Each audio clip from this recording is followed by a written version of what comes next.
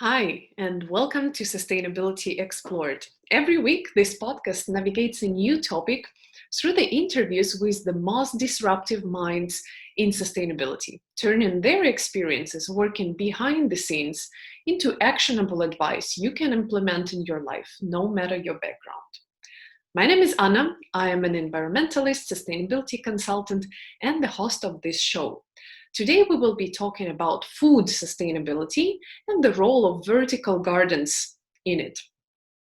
Today, with me, we have Eddy Badrina, the CEO of Eden Green Technology. Eden Green Technology is a vertical farming technology company. They build, manage, and license a greenhouse technology platform that increases local access to nutritious produce and provides a non-interrupted food supply, all through its turnkey urban agricultural model. I'm very, very excited. Eddy joins us today at Sustainability Explored to share his wisdom, his knowledge, and his expertise with all the listeners of the show.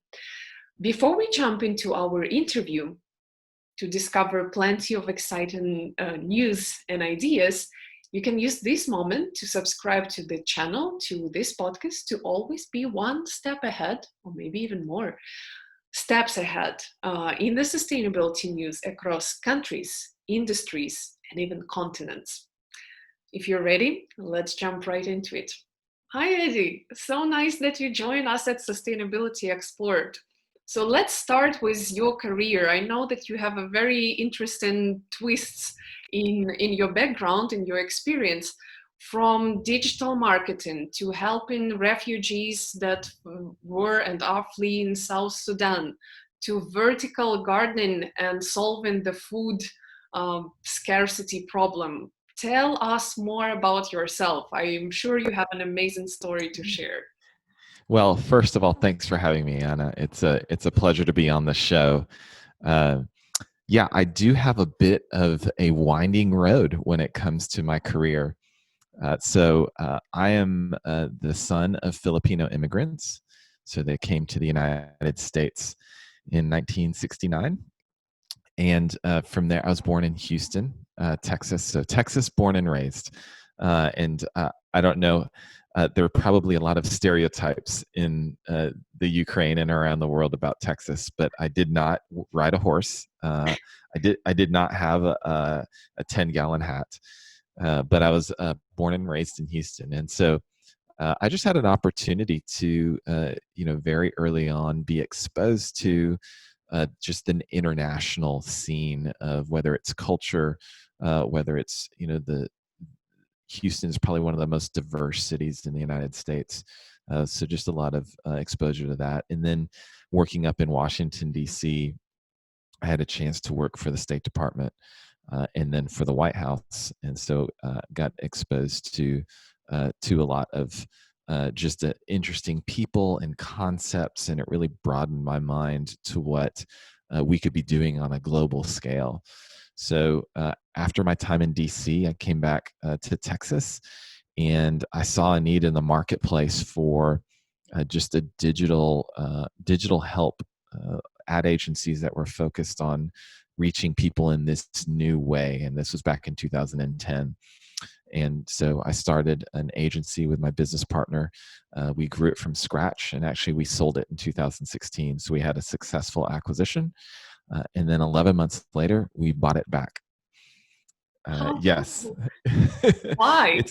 it's a totally different. That's probably a totally different podcast on how you sell and then reacquire your own business. But that was a great learning experience for me. And then after that, I just had a chance to step back and think, okay, what impact do I want to make in the second half of my life? And so three things really stood out. One was I really wanted to do hardware, software. I had done professional services. I wanted to do something different. The second one is I wanted to make a huge social and cultural impact.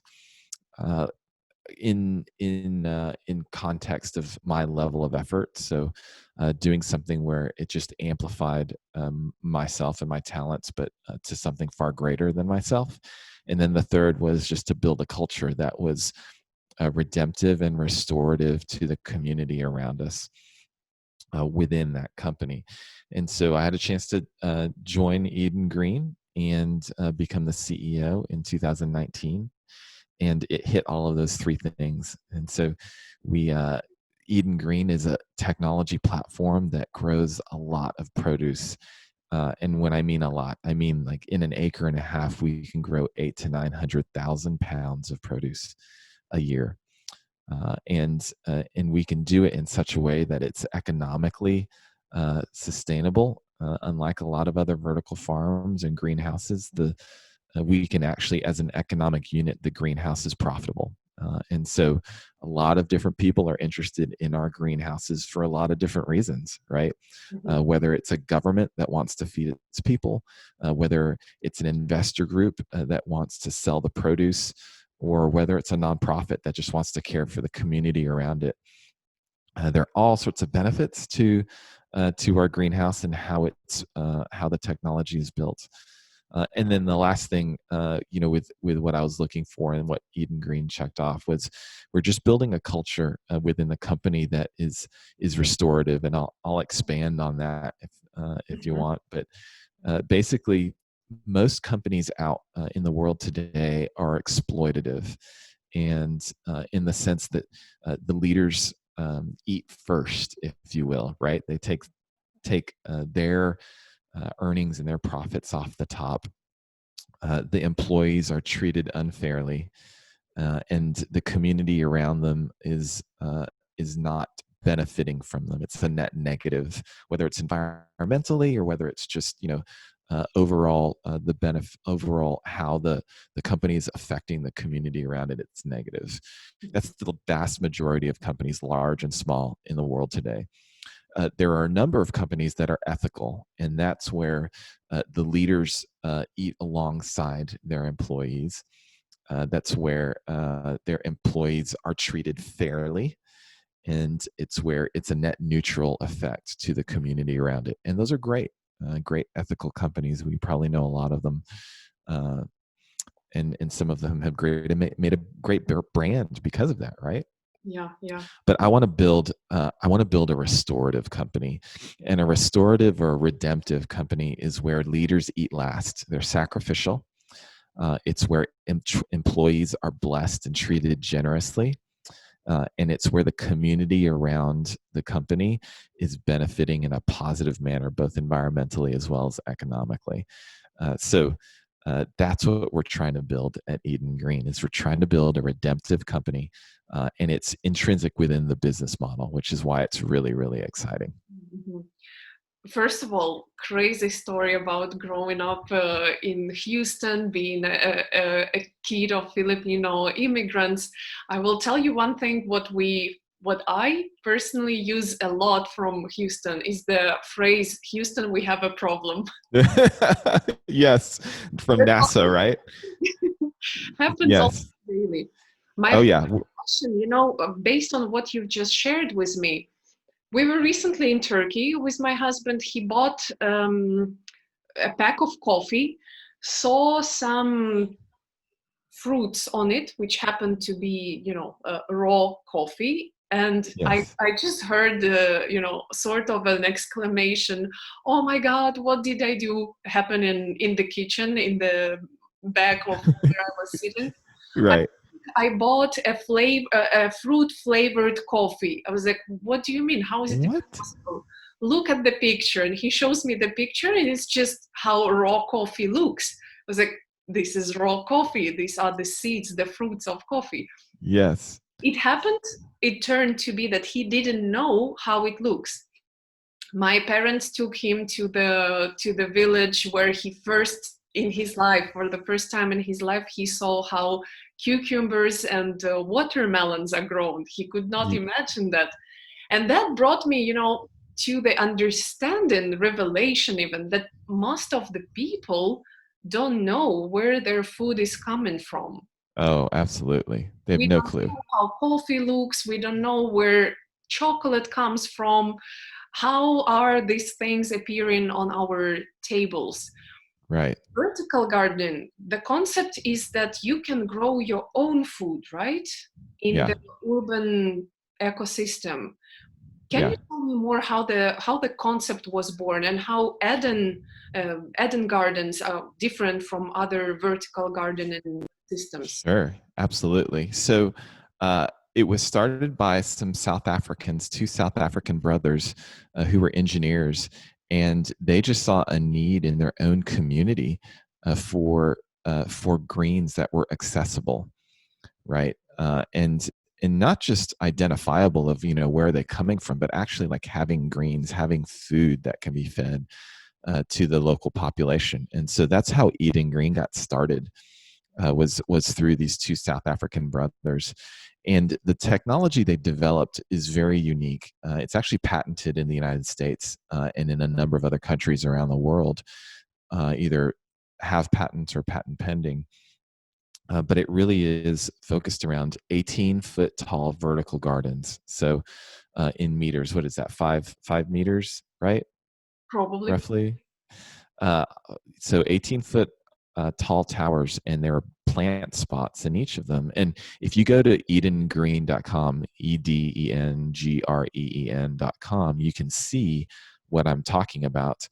And they, in 1.5 acre facility, uh, we're looking at 281,000 plant spots, and we grow 11 harvests a year, up to 11 harvests a year, depending on the plant. And so that's why we can grow year round, season agnostic, and in a footprint that, unlike a lot of other vertical farming, can be located in the middle of a city or on the outskirts of a city or right next to a distribution center, right? So you talk about accessibility and about identifying and trackability. Those are all things that are features of what we're doing in terms of vertical farming. It's vertical farming, I think, has brought on a new. We're trying to redefine what local means, right? And I don't know about in the Ukraine, or for all the folks in the 90 plus countries that are listening to this, but local here in the United States means more like a farmer's market. It's very qualitative and very just there's not a lot of hard science around it, right? And it makes you feel good because you're buying from local farmers instead of a supermarket. But that's really all local meant. And I think post COVID, we've seen all around the world, we've seen a disruption of the supply chain, and we're redefining local. And this is what I mean. I think local is means accessible. It means everyone, despite where they're located, despite their socioeconomic status, has access to nutritious, healthy greens. I think local means consistent. So if it's located right next door to you, or a mile down the road, or right next to a distribution center, or next to a grocery store, uh, you don't. It's not sitting in a supply chain warehouse for days. There's no bottleneck in terms of a processor, right? It can be bagged and distributed right then and there in a matter of 24 to 48 hours. And so year round, you can have leafy greens that aren't subject to seasonality. They're not subject to pestilence. A storm hits a certain part of the country, and then it ruins their crop. And because it's 11 harvests a year, you get that every month. So first is accessibility. The Mhm. second is consistency. And I think the third one is safety. And it goes to the trackability piece. When you're growing in a greenhouse like ours, which has the highest food safety standards in the industry, what you're getting is you're not scared of getting E. coli or salmonella outbreaks, right? Yeah. And it's super clean coming out of the greenhouse and straight into the packaging, and then onto people's plates in grocery stores or onto people's plates. And it's doing it in less amount of time, so that means it lasts longer in your fridge. Our greens on average last anywhere from 2 to 3 weeks in people's refrigerators. So no, very, very, very low, if not eliminating the chance of outbreaks lasts in your refrigerator longer, and then finally it's trackable. We have a trackability mechanism in our greenhouse where you can track it from seed all the way to where it's being packed, and so that is the ultimate in safety, and it's what we're after. So consistency, accessibility, and safety. I think those are going to be the new terms in defining what locally grown means, and we're leading the way in that. So, are you selling the veggies and fruits and greenery, or are you selling the technology? So, say I can buy and implement a vertical garden right in my apartment. So we're selling the technology, but the technology is on an enterprise level. So, I'm sure you've seen these tower gardens that you can put on your patio or in your. That's a great little small version, but we're trying to feed a lot of people, tens of thousands of people, and so our technology is more meant for scale. Like the larger we get, the more efficient and the more helpful that we can be. So our sizes actually start out with we're developing a smaller scale. Call it the size of a house is probably the smallest we can go. But really, what we're after is selling an acre and a half. Mhm. Which I think that's like 3/4 of a hectare. I'm not. I have to become more familiar with because we are getting a lot of interest in the EU about this, and then in Asia. So I'm having to learn all the conversion rates. Yeah, But yeah, yes, it's true. I haven't heard of vertical gardens here on the European scale. The only one, but it was not about food, it was more about house plants, is the startup. I think now it's fair enough to call it a company, called Verde Vertical in yes, Brazil. hmm And this was my first kind of reminiscence when I knew that I will be interviewing you. yes. Tell me more about technology. I read in the Forbes article from 2018 that your technology is soil free. Is it Yes, true? it is. So we use what's called hydroponics, and so that's where we put nutrients into the water. The water that we use is totally clean. It goes through a filtering system and a UV system that totally makes the water acceptable to what we want to put in. So the plants are only getting what we put in terms of nutrients, and they're at a water temperature that is optimal to absorb the nutrients. And water runs through there so quickly and with volume, all 24/7, that they get nutrients like they would never get in soil. And the thing about soil is, you talk about organic and you talk about, the natural way of growing.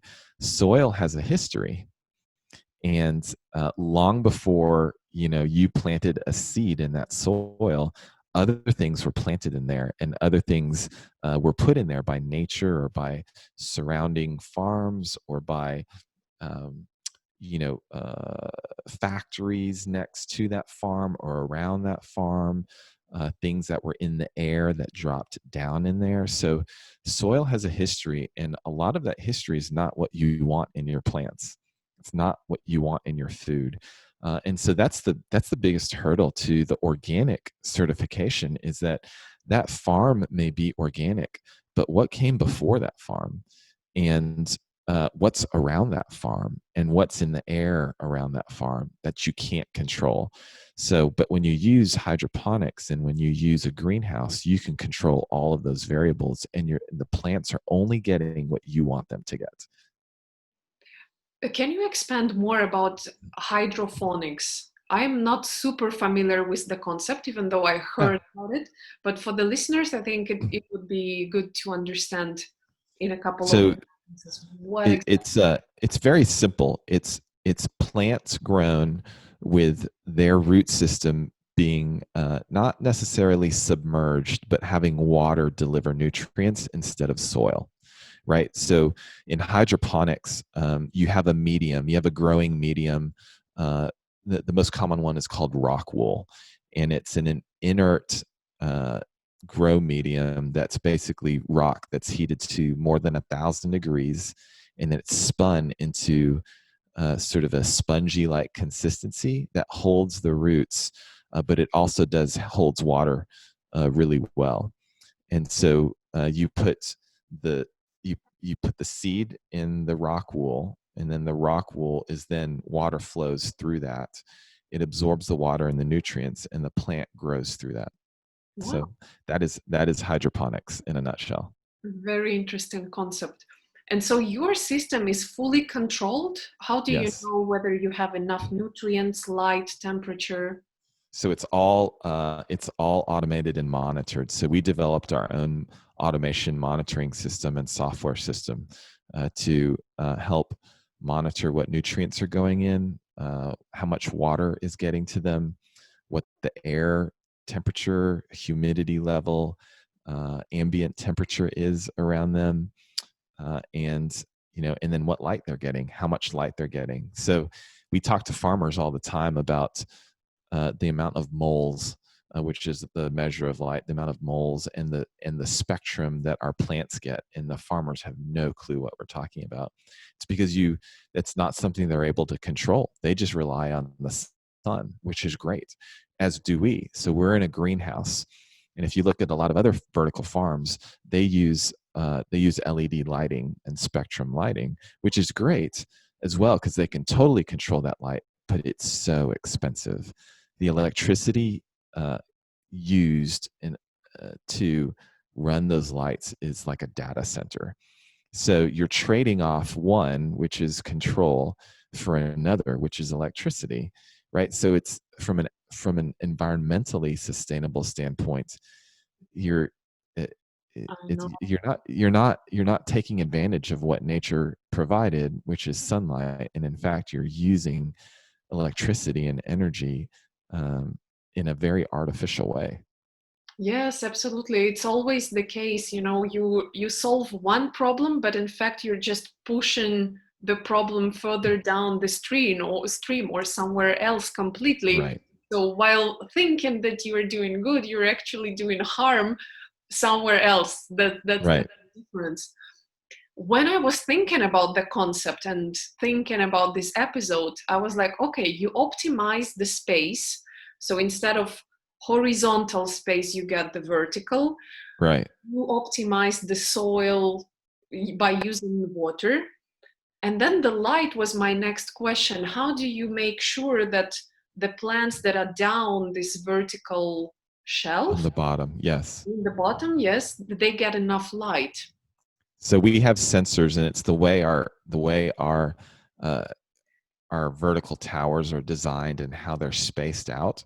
It's all very scientific, but they're spaced out so that the bottom plants get just as much light as the top ones, and then we have complementary lights that help those bottom plants get the additional light that they need. But we have sensors all throughout our greenhouse that help determine how much light these plants are getting and how much they need.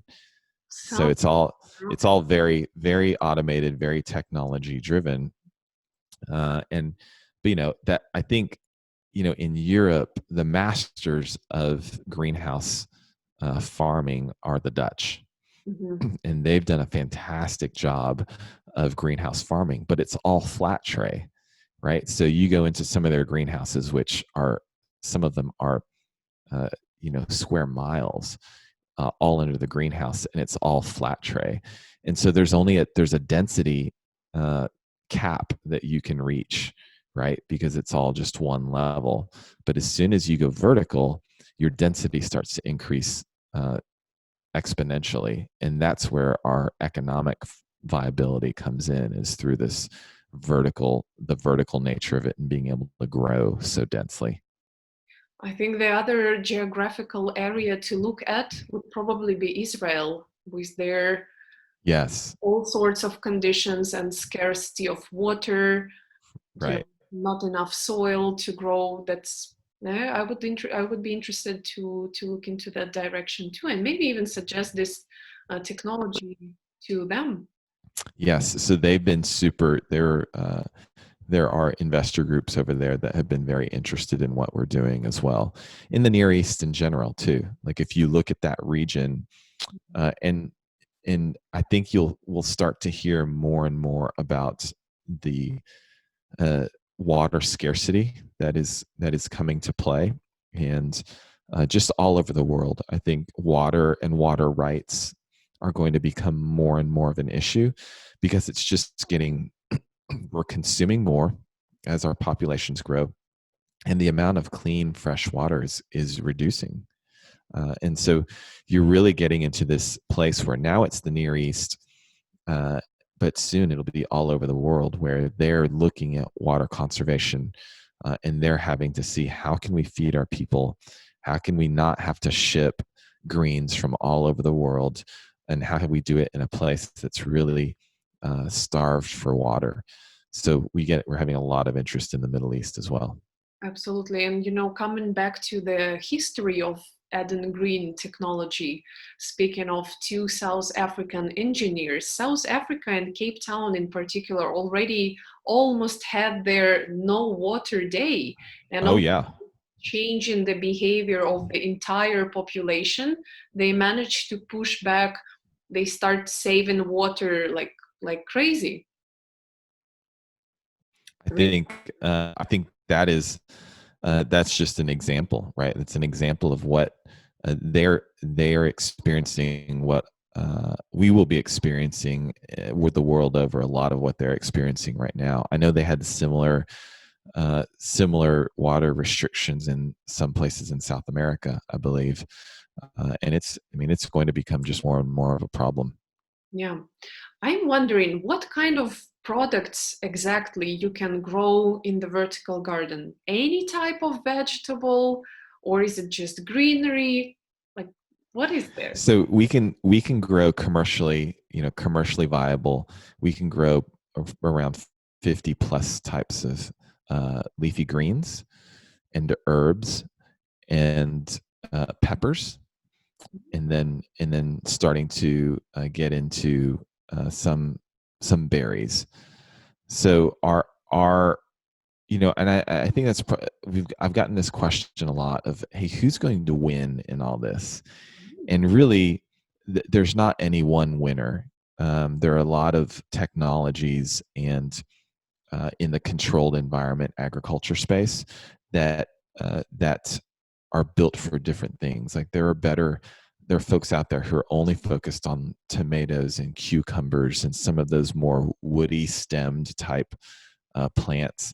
And then there are folks like us who are more focused on leafy greens, on kale, spinach, arugula, lettuce, mustard greens, right? And herbs like basil and rosemary and mint and all that good stuff. So that's what we're focused on is leafy greens, herbs, peppers, and a couple of berries like strawberries. Mm. Strawberries grow really good in our system.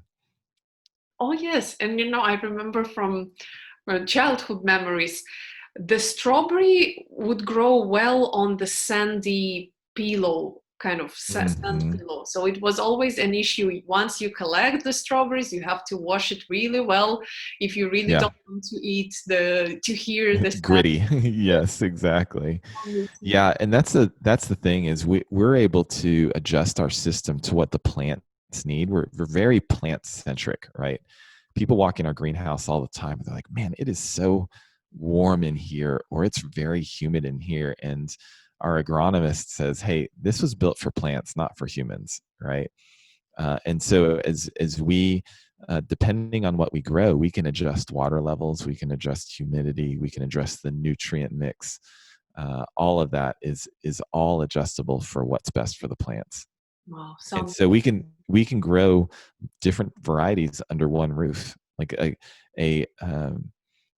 a greenhouse, an acre and a half greenhouse doesn't have to be all one variety of lettuce. It can be, you can have lettuce in there and kale and spinach and some strawberries in there and some basil, right? It can all grow in there.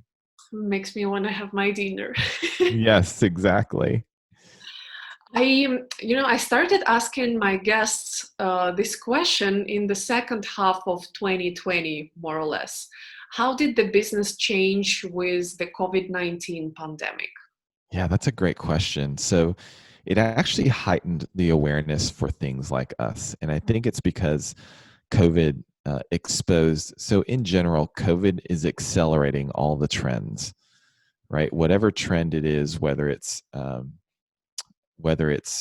you know reinventing the supply chain, e-commerce, um, work from home, internet speeds, you name it, across the board, transportation issues, it accelerated everything, right? So now, the airlines that were in trouble were really in trouble now. They were in trouble before, they're more in trouble now.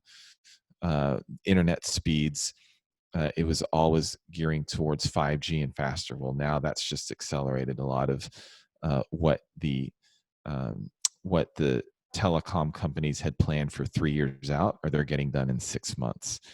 The same with work from home. A lot of companies were sort of investing in infrastructure to help their employees be a little more flexible. And now all of a sudden, it's accelerated all of those capital infrastructure investments and timelines and policies around working from home, right? It's accelerated everything. For our industry, it's accelerated just the brokenness of the supply chain. And we saw it, but we really just kind of patched it up. And we saw it when you had outbreaks, and then all of a sudden you couldn't get certain lettuces or tomatoes or any of those, or meats for that matter, right? You'd paper it over, and you would just find meat from somewhere else, or you could go without with it for a week. Or maybe in terms of supply, it was really more about consistency or accessibility, right? Well, now with COVID, that's just broken everything. And so the need for locally grown food has really grown. Here in the United States, it's grown by 400%, the demand for locally grown food, according to some estimates. And we're in a perfect position for that. So I think we hit it at just the right time, honestly. And our model is very, very different from a lot of other greenhouses as well as vertical farms in terms of being able to put it where you want to put it, and then the economic viability of it. So it's been good for us. And what do you wish changes in the industry to accelerate this transition? What are the, let's say, three challenges? I would say the biggest, I would say, let's call it two challenges. One is education. Just like we're having this conversation, it's why podcasts like yours are so useful. Is a lot of people just don't know. They don't know that this can be done. They think urban farming is unattainable, or they think it's little gardens, community gardens, or uh, you know uh, garden towers on your patio. They're not thinking, wow, we can really feed a whole community with this. And I think the second one is believability. Like people walk into our greenhouse and they think they've walked into the set of some sci-fi movie. It really is unbelievable, and so we're trying to make it believable. No, this is real, and this food is nutritious and healthy, and it's not um, you know uh, engineered or altered in any way. It's just plants growing in the way that they want to grow, and that means they're getting as much nutrients and water and sunlight as they need to grow, in a way that in an ambient temperature and environment that's perfect for them. And so it really is there's a believability factor that's hard to overcome. So education and believability are the two big challenges. Cool. Speaking of believability, just hit me. Have you heard any curious misconceptions from, people that didn't see it before? Would they say Well, it's not natural, it's modified, it's, created artificially. I'm not gonna Right. eat it. Have you heard anything like that? Oh yeah, every day, and it's because they just, your concept of plants growing in soil is just what we've known for the past 2,000 years, 3,000 years, whenever agriculture and domesticated agriculture first started. But really, when it comes down to it, it's just showing them the root system. It's showing them, like, pulling it out and just seeing like this beautiful plant, and showing them how it's grown. And honestly, taste is the last thing. When people taste our produce, it's like nothing they've ever tasted before. There's so much more flavor.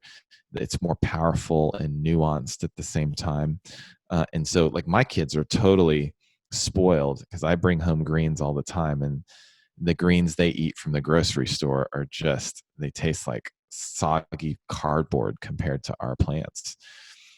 And so I think taste is the final thing that gets people over the top, because you can't replicate taste like that in an unnatural way. It's got to be what the plants, how they were made, and how they were growing. And so, Where can people try it? Have you partnered with any supermarkets, at least in the US? I assume there is nothing so far in Europe. yeah, so we've done pilot projects with Walmart and then another retailer here. But really, we're on the verge of launching our first commercially viable greenhouse with a partner. And so, for now, you have to fly to Texas, and you have to come to our R&D greenhouse, and then soon, the commercial greenhouse that will be built next door to it. But yeah, that's how you can try it out for now. But maybe we can FedEx a package over your way and airmail it. One day I will do my field trip to your facility. Yes, absolutely, One last absolutely. question to wrap up Yes. this interview. I always ask my guests, and they provide a ton of value. One piece of advice for the listeners. Oh man, one piece of advice for the listeners. I would say just stay curious. Stay curious. Commit yourself to being a lifetime learner. I heard uh, someone say, I think it wasn't Warren Buffett. It was another investor, and maybe it was Ray Dalio, but he said, uh, strong views held weakly. So have very, very strong views. Be very deep and thoughtful about those views, but hold them very loosely and very weakly, because they could change. And they change by you being open-minded and by being curious, and just letting curiosity take you to its logical end. And that's where innovation, that's where creativity, that's where revolutionary thoughts come from, is when you have really strong thoughts, but you hold them loosely or hold them weakly. Brilliant advice. Thank you so much. Eddie, it was amazing having you on the show. I learned a ton from you. Now, my next step is getting my ticket to Texas and COVID restrictions, disappearing, vanishing in the thin air. It was an amazing interview. Thank you very, very much. And the best of luck with Adam Green Technologies. Thanks so much, Anna. And I had a pleasure talking to you. And hopefully, we'll see you one day soon here. Absolutely, we will. Thank you. Ciao, ciao. All right. Take care. As always, thank you so much for joining us today for this wonderful conversation about the future of food and vertical gardens that we just had with Eddy Badrina. As always, if you have any questions for me or Eddy, please don't hesitate to reach out on LinkedIn, on Facebook, via email. We're both easily findable on social media. If you like the podcast, you know what to do. Subscribe, share on your social media with anyone who might be interested in the subject. Leave a review on a platform you're listening on or on our Podchaser page. I reply each and every one in person when I see that on Podchaser. I always suggest some other related episodes that we had so far on the podcast, but it just comes to my mind that we didn't speak about food yet. So explore the directory and the archive of the podcast of Sustainability Explored. Maybe you will find something interesting for you. We have covered so many topics so far, from fashion to bed sheets to flowers to tourism, finance, all sorts of certifications, and so many more. So I'm sure you will not be bored. Finally, we have a LinkedIn page, Facebook group. I have a Twitter account where we can all interact. Ask me your questions, nominate guests, or suggest topics you are interested in learning more about. And I will always do my best to find the most appropriate and relevant guest to cover the topic that you want to listen on. This was Sustainability Explored, episode number 65, season 6, and me, your host, Anna Chashina. Thank you again so much for listening, for being with us today and always. And until next time, next Thursday. Thank you. Take care. Bye-bye. Stay sustainable.